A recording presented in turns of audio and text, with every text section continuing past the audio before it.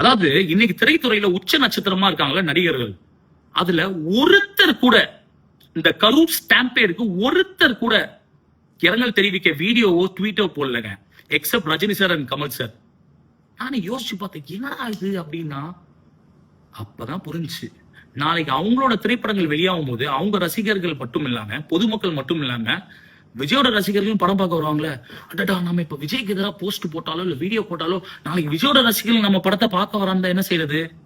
பயம். ஓகே, நடிகர்கள் எல்லாம் இப்படி இருக்காங்கன்னா இயக்குநர்கள் இருக்காங்க இல்லையா, என்னுடைய சமுதாயத்தை வந்து பிற்பட்ட சமுதாயமா சொல்றாங்க, மக்களுக்கு அநீதி நடக்குது, சமூக வந்து ஒற்றுமை இல்ல, நல்லிணக்கம் இல்லைன்னு பேசுற அந்த இயக்குநர்கள் ஒருத்தர் வீடியோ வெளியிட்டீங்களா, சுட்டு செய்தி போட்டீங்களா? இல்ல. ஏன் தெரியுமா? உங்களுக்கே தெரியும் இதோட தப்பு விஜய் சைடு தான் நடந்திருக்குன்னு.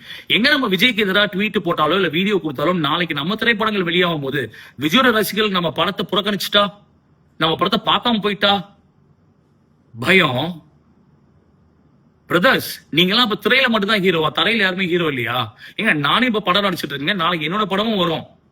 நீ என்ன பண்ணுவீங்க? மேக்சிமம் என் படத்தை பார்க்க மாட்டேன்னுவீங்க. இல்லன்னா தோ இந்த வீடியோ கீழே நீங்க வந்து பச்சை பச்சையா கமெண்ட் போடுவீங்க.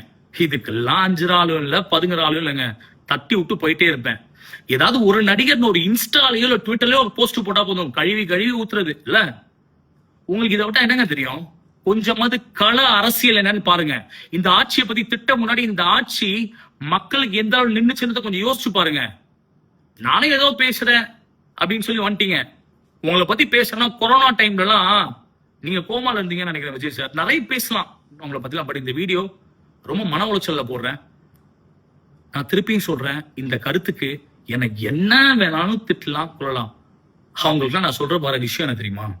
போற்றுவார் போற்றற்றும், புழுதி வாரி தூற்றுவார் தூற்றற்றும், நான் ஏற்றுதொரு கருத்தை எனதுள்ளன் சொன்னால் அவர் வந்தேனும் நில்லேன், அஞ்சேன். நன்றி.